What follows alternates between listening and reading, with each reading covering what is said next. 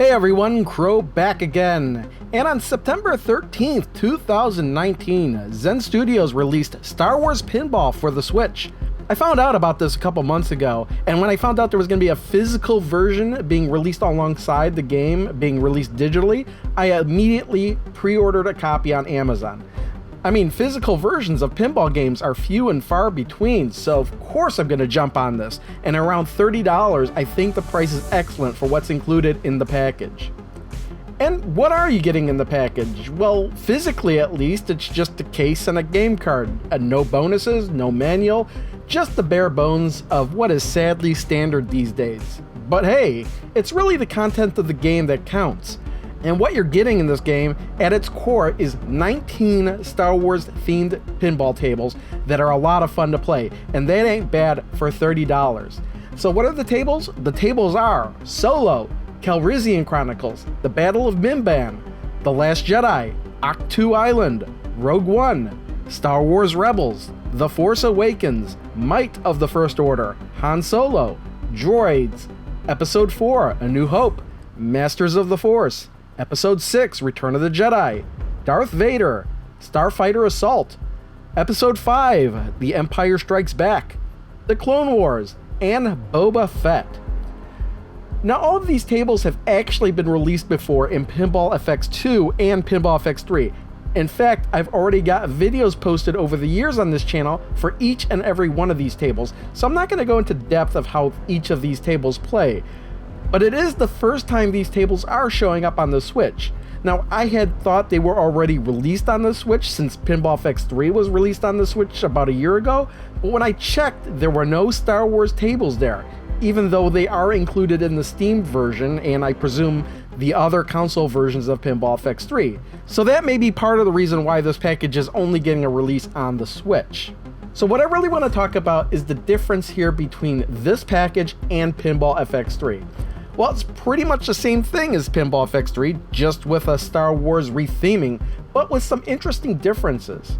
When you start the game, you get to choose whether you want to play for the light side or the dark side, and as you play, you earn points online for the side you play on. The game calls this the Galactic Struggle, and you can see it on the main menu which side is currently winning, and I honestly don't see the point of this. It's interesting, but I don't see any reward in it, and you can switch sides anytime you want. Another change is that the power-ups in the game have been renamed from Wizard Powers and Passive Upgrades to Force Powers and Force Talents, and for some reason the Rewind Wizard Power has been removed from the game, which is a shame because it's the one I typically use the most. But the rest of the power-ups are present, albeit with different Star Wars themed names. And that brings me to a major difference here. In Pinball FX3, these abilities are upgraded for each individual table as you play and use them. The wizard powers are upgraded as you use them more and more, and the passive upgrades are just automatically upgraded the more you play each table. However, in Star Wars Pinball, you must use holocron shards to upgrade each force power and force talent, but it upgrades the ability for all the tables at once instead of just one at a time. Another thing that's missing from Star Wars Pinball when compared to Pinball FX3 are the table challenges. In Pinball FX3, you're able to select table challenges in the form of one ball challenge, survival challenge, or a 5-minute challenge, and this is something you do per table. And that option isn't here in Star Wars Pinball. However, there is something much better replacing it in my opinion. Instead, we are getting a career mode that is selectable from the main menu. Here is where you get to try out bite-sized challenges as you proceed through it. You will get the one-ball survival and time challenges here, but Zen Studios get a little bit more creative here and added in a greater variety of extra challenges as well, such as getting the best score with a limited number of flips, getting the ball to travel a certain distance in a limited amount of time, or even just trying to earn a certain score in some of the mini-games the tables provide, like doing a lightsaber battle with Darth Vader, for example. This is where you earn the holocron shards that let you upgrade the force powers and the force talents I'd mentioned earlier, and I feel this is more fun than just repeating the same challenges over and over again, and I can see myself continuing this career mode whenever I play. Another additional feature that I think is barely worth mentioning is the Cantina Jukebox that lets you change the music for the menus to one of 9 tracks, but you need to play the career mode to unlock them. Other than that, the usual stuff from Pinball FX3 carries over here, although with maybe a slightly different name. Match play is now league play, and tournaments that can be created or joined are now galactic tournaments. And overall, this is just a great, well-rounded, great priced package of Star Wars Pinball for the Switch.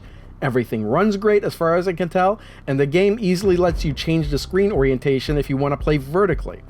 The only thing I feel they missed is letting you use the motion controls for nudging the tables. If that option is in here somewhere, then I missed it.